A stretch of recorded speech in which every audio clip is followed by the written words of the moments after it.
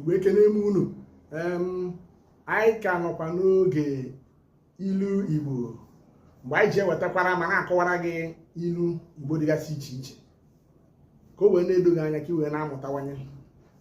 Nke taata isiokwu anyị bụ anụ bụ ụzọ na-aṅụ mmiri ọma. Anụ bụ ụzọ na-aṅụ mmiri ọma.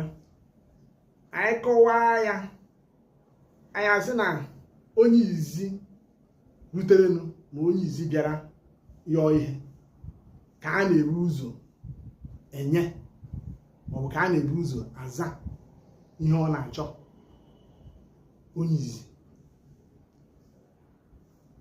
Anyị wee si na nkọwa wee gaa na ntụgharị translation. Anyị bụrụ ya bụ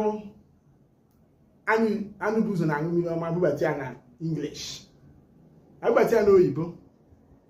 Anyị agaghị asị the animal that came first used to drink good water. Enweghị oyibo, ilu oyibo dị otu a. Anụ bụ ụzọ na-aṅụ mmiri ọma, ntụgharị ya bụ first come first serve.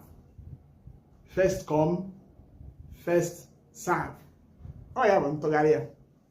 Anyị bụrụzie baa na interpretation. We will now come to the interpretation.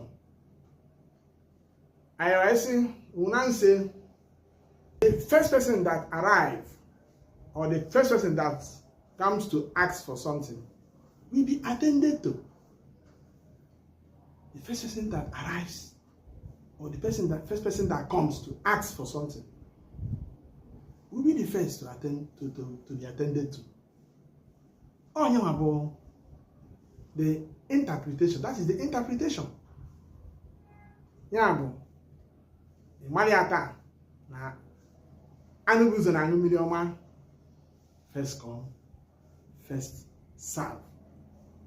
Ka ọ dị mgbe ọzọ.